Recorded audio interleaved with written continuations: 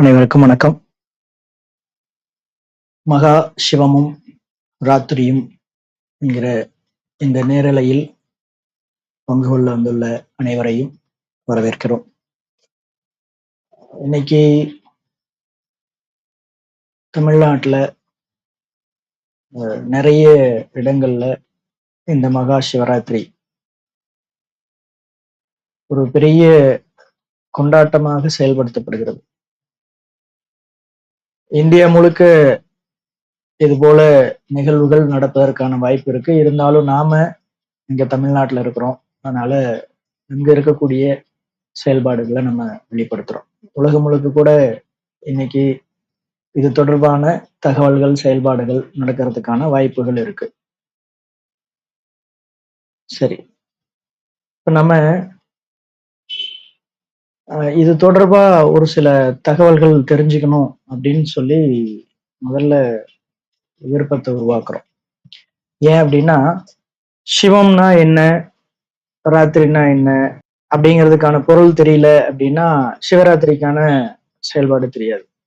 ஏன்னா முதல்ல அதுக்கான அடிப்படை தெரியலன்னா நம்ம அடுத்தடுத்து அது செயல்பாட்டை எப்படி நம்ம அனுபவப்படுத்துறது?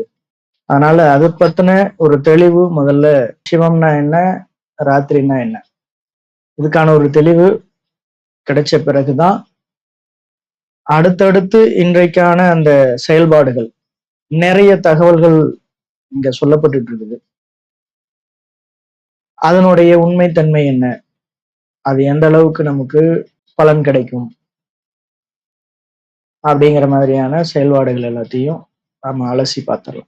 ஏன்னா இங்க ஒரு தகவல் ஒருவரால் வெளிப்படுத்தப்படுது அப்படின்னு சொன்னா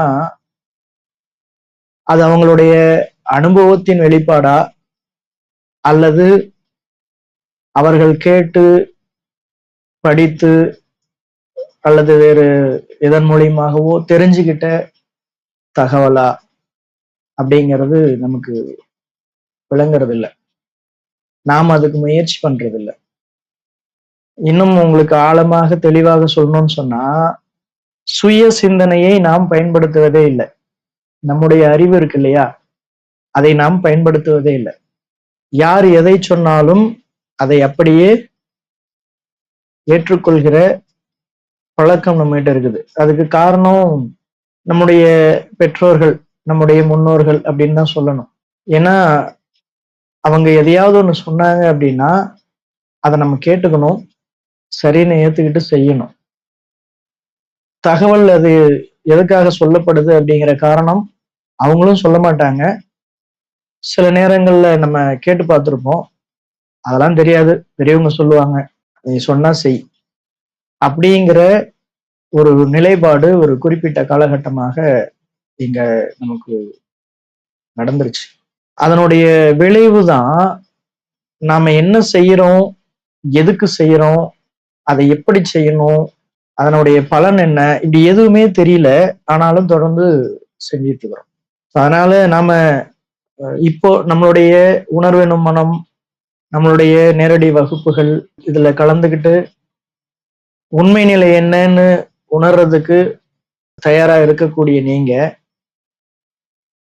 இந்த சிவம் ராத்திரி அப்படிங்கிற அந்த செயல்பாடு தொடர்பாகவும் தெளிவாகணும் அப்படிங்கிறதான். இது நம்ம முந்தைய நாட்கள்ல இதே போன்ற செயல்பாடுகளுக்கான விளக்கத்தை கொடுத்துருக்கிறோம். இருந்தாலும் இந்த வருடம் புதிதாக நிறைய நபர்கள் இணைஞ்சிருப்பாங்க.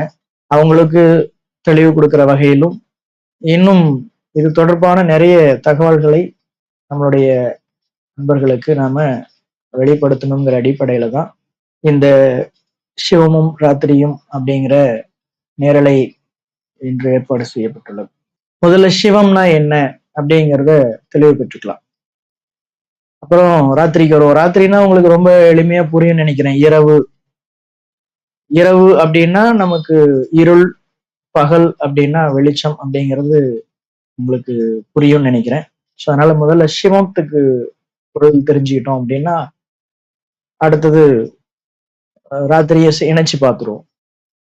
சிவம் அப்படிங்கிறத அதனுடைய தன்மையில சொல்லணும் அப்படின்னு சொன்னா, இயங்காதது, நிலையானது, இயக்குவது, எப்போதும் இருப்பது அப்படிங்கிற மாதிரி சொல்லலாம். வேற தன்மைகள்ல சொல்லணும் அப்படின்னு சொன்னா பிரகாசம், அதாவது அந்த சிவம்ங்கிற பெயருக்கான தன்மை அப்படின்னு சொன்னா பிரகாசம், தேஜஸ் அப்படின்னு சொல்லுவோம். அதாவது வெளிச்சம், ஒளி அப்படின்னு அதுக்கான பொருள். இப்போ சிவம் அப்படின்னு சொன்னா வெளிச்சம் அப்படின்னு புரிஞ்சுக்கிறோம்னு வச்சுக்கோமே. ராத்திரி அப்படின்னு சொன்னா இரவு அப்படின்னு புரிஞ்சுக்கிறோம், அதாவது இருள் அப்படின்னு புரிஞ்சுக்கிறோம். சிவத்துக்கான ராத்திரி அப்படின்னு புரிஞ்சுக்கிட்டோம்னு வச்சுக்கோங்களேன், என்னவாக இருக்கும்? இந்த இரவுங்கிற ராத்திரிங்கிற அந்த இருள் தன்மை நீங்கிய இரவாக இருக்கணும் இல்லையா? அதுதான் அதுக்கான பொருள். சிவராத்திரி அப்படிங்கிற வார்த்தையை எடுத்துக்கிட்டீங்கன்னா அதற்கான பொருள் இருள் நீங்கிய இரவு, ஒளி பொருந்திய இரவு, பிரகாசம் பொருந்திய இரவு, அந்த நிலையை குறிக்கக்கூடியது. இந்த தன்மை இன்று இருக்குதா, இன்று இருக்குமா அப்படின்னு கவனிச்சு பாருங்க. ஏன்னா இந்த நாள் அப்படிங்கிறது 13வது நாள், பௌர்ணமியிலிருந்து அமாவாசையை நெருக்கி போகக்கூடிய 13வது திதி அப்படிங்கிற மாதிரி சொல்லுவாங்க. 13வது நாள். இந்த 13வது நாள் அப்படிங்கிறது அடுத்தது இப்ப நாளை அமாவாசையாக சில பேர் தொடங்க ஆரம்பிச்சிருவாங்க. நாளை மறுநாள் முழுமையான அமாவாசையாக இருக்கும் அப்படிங்கிற மாதிரி. அப்ப இருளாக இருக்கக்கூடிய இந்த நாள் எப்படி பிரகாசமாக ஒளி பொருந்தியதாக இருக்கும்?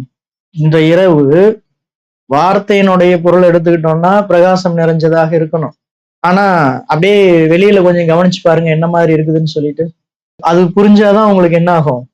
இல்ல இங்க ஏதோ ஒண்ணு நம்மளுடைய புரிதலுக்கு வராம இருக்குது, நம்மளுடைய புரிதல் சரியானபடி இல்ல, இந்த நாள்ல பத்தின தகவல் ஏதோ வேற இருக்கு, அது தெரியாம நாம என்ன பண்ணிட்டு இருக்கிறோம், இந்த நாள் இதற்கான நாள், இந்த நாள்ல இதை செஞ்சா இது கிடைக்கும் அப்படிங்கிற மாதிரி நிறைய தகவல்களை எடுத்து வச்சுக்கிட்டு இன்று நேற்றல்ல பல வருடங்களாக நம்முடைய முன்னோர்களும் சரி நாமும் கூட செயல்பட்டு இருந்திருப்போம். ஆனா பலன் என்னவாக இருக்குது அப்படிங்கிறது நாம உணர்ந்ததில்லை. நிச்சயமாக நமக்கு பலன் கிடைக்கணும் இல்லையா, நம்ம எந்த ஒரு செயல் செஞ்சாலும். அப்போ அந்த செயலை எப்படி நாம சரிவர செய்வது அப்படிங்கிறத தெரிஞ்சுக்கிட்டு செஞ்சாதான் அந்த சிவம் ராத்திரி நமக்கு முழுமையான பலன் கொடுக்கும். அப்ப அது தெரியாம நாம இன்னைக்கு விடிய விடிய கண் முழிச்சு உட்கார்றதோ, இறை சிந்தனையில வழிபாடுகள் செய்யறதோ, கோவில்களுக்கு செல்வதோ, அங்க நடக்கக்கூடிய பூஜைகள்ல பங்கேற்கிறதோ, இப்படி எந்த ஒரு செயல்பாடும் நீங்க எவ்வளவு காலகட்டம் வேணா தொடர்ந்து செய்யலாம், ஆனால் பலன் இருக்காது. ஏன் இத இப்படி சொல்றோம் அப்படின்னு சொன்னா உண்மை நிலை அதுதான். அப்போ இன்னைக்கு அந்த மாசி மாசம் மகா சிவராத்திரிக்கான நாள், இன்னைக்கு ஏதோ அந்த ஈத்தர் அப்படிங்கிற ஆற்றல் கிடைக்குதுன்னா நிறைய பேர் சொல்றாங்க. இன்னைக்கு நீங்க இரவுல கண் விழிச்சு இருந்தீங்கன்னா உயிர் துளிகள் மேல் நோக்கி செல்லும், நம்மளுடைய உயிராற்றல் துளிகளாக தலையினுடைய பகுதியிலிருந்து கீழே இறங்கியிருக்குது, அது மேல் நோக்கி செல்லும் அப்படிங்கிற மாதிரி தகவல்கள்லாம் சொல்லியிருக்கிறாங்களே. அந்த அடிப்படையில எதுவுமே நமக்கு கிடைக்காதான்னா நிச்சயமாக கிடைக்காது. அதை எப்படி அவ்வளவு உறுதியாக சொல்லிவிட முடியும் அப்படின்னு சொன்னா உண்மை நிலை அதுதான். ஏன் உண்மை நிலை அதுதான் அப்படின்னு சொல்றோம்னா நல்லா புரிஞ்சுக்கோங்க. சிவம் ராத்திரி அப்படிங்கிற அடிப்படை அப்படின்றது நல்லா புரிஞ்சுக்கோங்க. முழிச்சிட்டு இருக்கிறது இல்லை, இரவு முழுக்க கண் முழிப்பீங்க இல்லையா, இது போல பல நாட்கள்ல கண் முழிக்கிற செயல்பாடு இருக்குது. அன்னைக்கு எதுவும் பெருசா நடந்துடல, இன்னைக்கு மட்டும் ஏதோ நடக்கும் அப்படின்னு சொல்றதுக்கு காரணம் இன்னும் கூட நான் சமீபத்துல கேள்விப்பட்ட தகவல், அதாவது இன்றைய இந்த தினத்தையொட்டி நான் கேள்விப்பட்ட தகவல் என்ன அப்படின்னா, ஒரு சில பேர்கள் அது வெளிப்பட்டது. அது எந்த அளவுக்கு சரியாக இருக்கும்லாம் நம்ம யோசிச்சு பார்க்கல இல்லையா, நான் யோசிச்சு பார்க்கறதுனாலதான் அதை சொல்றேன். அதாவது இன்னைக்கு பாத்தீங்கன்னா நம்மளுடைய சூரிய குடும்பத்தில் உள்ள கிரகங்கள் இருக்கு இல்லையா, அதெல்லாம் ஒரே நேர்கோட்டுல வருது. இன்னைக்கு மிக சிறந்த ஆற்றல் நிலை நமக்கு கிடைக்க போகுது, அதனால இந்த சிவராத்திரியை தவற விட்டுறாதீங்க அப்படிங்கிற மாதிரி எல்லாம் தகவல் கொடுத்துட்டு இருக்காங்க. இப்போ நல்லா புரிஞ்சுக்கணும், சிவம் அப்படின்னு சொன்னா பிரகாசம், வெளிச்சம், தேஜஸ் அப்படின்னு சொல்லக்கூடிய நிலையில இன்னும் கூட அதை வேற ஒரு தன்மையில சொல்லலாம். உங்களுக்குள்ளார விழிப்பு உருவாகணும் அப்படின்னு சொல்றது. அதுதான் இப்ப நான் சொல்ல வந்தது. நம்ம முழிச்சிட்டு இருக்கிறோம் அப்படின்னா, இப்ப தூக்கத்திலிருந்து கண் முழிச்சிருக்கிற இந்த நிலை விழிப்பு கிடையவே கிடையாது. உங்களுக்குள்ளார விழிப்பு நிலை உருவாகிற அந்த தன்மையில நீங்க இருந்தால் மட்டுமே உங்களுக்குள்ளார பிரகாசிக்கிறதுக்கான வாய்ப்பு உருவாகும். அப்ப விழிப்பு நிலைனா என்ன?